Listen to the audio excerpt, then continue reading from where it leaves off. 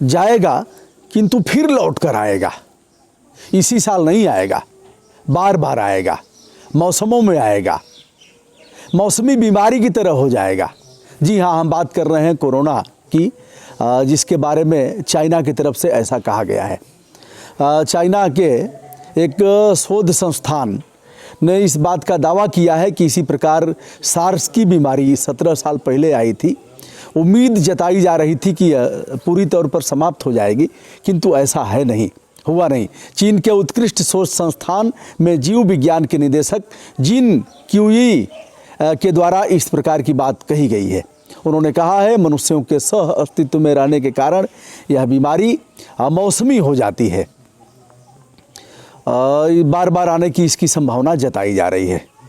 दोस्तों, आपको बताते चलें कि भारत सहित पूरे विश्व में अलग अलग दावे किए जा रहे हैं।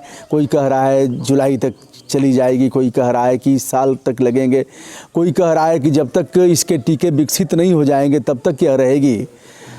स्थिति स्पष्ट नहीं हो पा रही है, लेकिन यदि चाइना के हवाले से इस खबर को पुष्ट माना जाए तो यह बहुत भयानक है। अंत में चाइना के इस शोध संस्थान ने कहा है कि इस प्रकार की बीमारी जब सोशल डिस्टेंसिंग का पालन होने लगता है तो अपने आप समाप्त हो जाती है, एक दूसरे में संक्रमित नहीं होती। दूसरा समाचार मैं वैश्विक स्तर से ही लेता हूँ।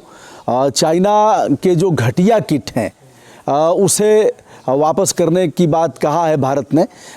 उस विषय पर चाइना ने पलटवार करते हुए कहा है कि हमारे जो देश की 2 कंपनियों ने जो मेडिकल किट भेजा है वह घटिया नहीं है, बल्कि भारत को इस्तेमाल करने ही नहीं आता। अब लीजिए साहब, यूरोप ने वापस कर दिया, 1 महीना अपने पास रखा, फिर भारत को भेज दिया। भारत ने भी केंद्रीय गवर्नमेंट ने उसकी जांच किए बगैर भेज दिया प्रदेशों को। प्रदेशों ने जब जांच में इसे घटिया पाया तो भारतीय चिकित्सा अनुसंधान परिषद ने इसे मानक के प्रतिकूल बताया और फिर निर्णय लिया गया कि 5 लाख रैपिड टेस्टिंग किट जो चाइना की दोनों कंपनियों ने दिया है उसे वापस किया जाए।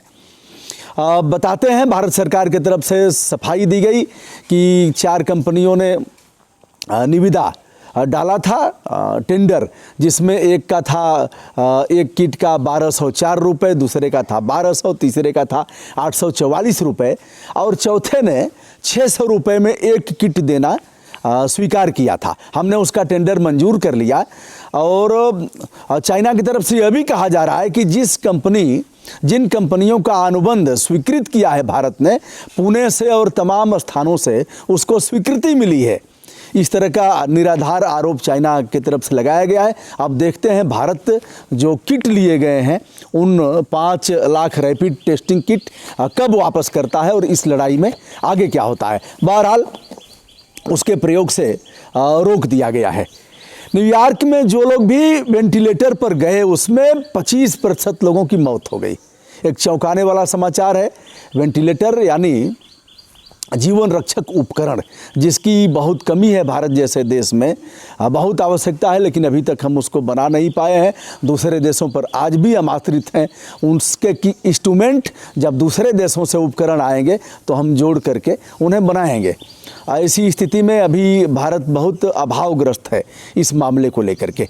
न्यूयॉर्क के हवाले से खबर दी गई है कि जो लोग गए वह 25% तो मौत हो ही गई, और जो लोग उबर करके आए हैं उनकी हालत बहुत ख़राब है। नैतिक दिनचर्या में भी वो लोग सफल नहीं हो पा रहे हैं, यानी स्नान करने, लेटिन जाने, और भी इतनी इस तरह से तोड़ दिया है कि उनकी हालत बहुत ख़राब है। अभी दोस्तों, हमने पूर्व में एक वीडियो किया था जो ब्रिटेन की एक नर्स समाथा मार्गेरसन के तरफ से एक बात कही गई थी कि 12-12 घंटे हम ड्यूटी करते हैं, हमें योद्धा कहा जाता है। हथियार दिया नहीं और योद्धा बना दिया गया।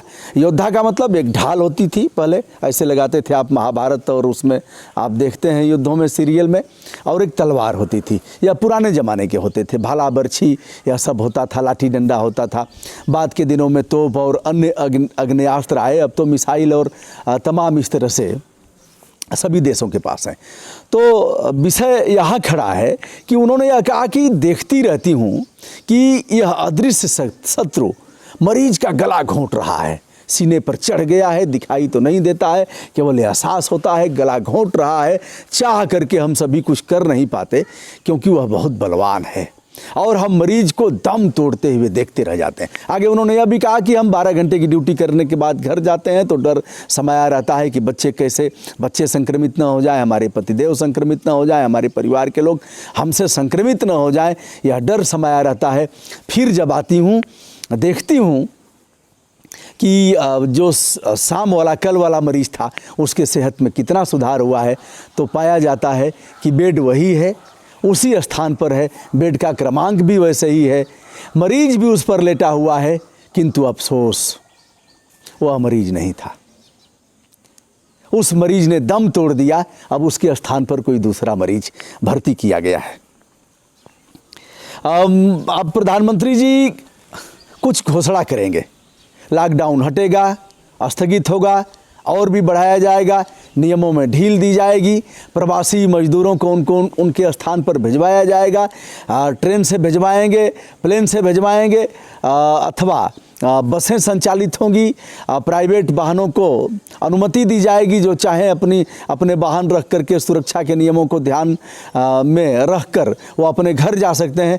यह सब कुछ उन्हीं पर निर्भर करता है, जैसा कि पूर्व के दिनों में कई बार उन्होंने घोषणा किया, कब जनता कर्फ्यू रहेगा, कब ताली और थाली बजाना है, कब दिए जलाना है। इसी तरह से अब इस बार भी वो घोषणा करने वाले हैं, क्योंकि मुख्यमंत्रियों की बैठक सोमवार को समाप्त हो गई, उन लोगों ने अपनी राय दिया।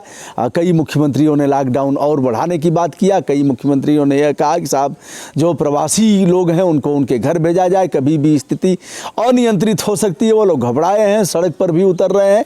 ऐसे इस परिप्रेक्ष्य में प्रधानमंत्री जी अब क्या निर्णय लेंगे, 1-2 दिन में उनका निर्णय आ सकता है, घोषणा होगी कि प्रधानमंत्री जी संबोधित करेंगे।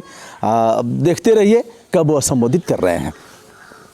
इधर कुछ मुख्यमंत्रियों ने अलग से नियम बना लिया। एक तो नीतीश कुमार ने कहा लॉकडाउन पूरे देश में लागू है, हम भैया अलग से कुछ नहीं करेंगे, हम उसका पालन कर रहे हैं। दूसरी तरफ सीएम आदित्यनाथ योगी ने कुछ बच्चों को मंगाया, वह बच्चे राजस्थान के कोटा से थे, कुछ इलाहाबाद विश्वविद्यालय और अन्य जगह जो पढ़ाई कर रहे थे उनको मंगाने की बात है, कुछ हरियाणा से भी मजदूर लाए गए। तो ऐसी स्थिति में कई देश अपने नियम बना रहे हैं, लेकिन यह दबाव लगातार केंद्र पर बढ़ता जा रहा है। उधर महाराष्ट्र के डिप्टी सीएम ने रेलवे मिनिस्टर से यह कहा कि ट्रेनों का संचालन किया जाए। इधर 4 जून से एरोप्लेन की भी बुकिंग शुरू हो गई है, यद्यपि यह नियम सरकार के जो आदेश हैं उसके प्रतिकूल ऐसा किया जा रहा है। उनका कहना है, दबी जुबान से वह कहते हैं कि अगर ऐसा होगा तो फिर हम निरस्त कर देंगे, जैसे पहले हमने निरस्त किया था। उन्होंने यह भी कहा कि हम पैसे पूरे वापस कर देंगे, हम इसमें से कटौती नहीं करेंगे और आगे यदि यात्री चाहेंगे तो इन विमानों की सेवा उन्हें दी जाएगी इन्हीं पैसों से। वाराणसी में सबसे खराब स्थिति है, उसके बारे में हम बताएंगे। उसके पहले हम बताएंगे प्लाज्मा थेरेपी इलाज नहीं शोध है। कई प्रदेशों ने काफ़ी खुशी जाहिर किया था, जिसमें दिल्ली सबसे पहले वहाँ के सीएम अरविंद केजरीवाल ने ऐसे कहा था कि प्लाज्मा लोग दान करें और इसके थेरेपी से लोगों की जान बचेगी जो लोग स्वस्थ हो गए हैं। प्लाज्मा का दान शुरू भी किया लोगों ने, लेकिन केंद्रीय स्वास्थ्य मंत्रालय के हवाले से यह बात कही गई है कि प्लाज्मा थेरेपी केवल शोध के लिए हो सकता है, इलाज के लिए नहीं। इलाज गैर कानूनी है, अवैधानिक कृत्य है, जो लोग ऐसा करेंगे उनके ऊपर कार्रवाई की जाएगी। अब चलते हैं कनिका कपूर पर।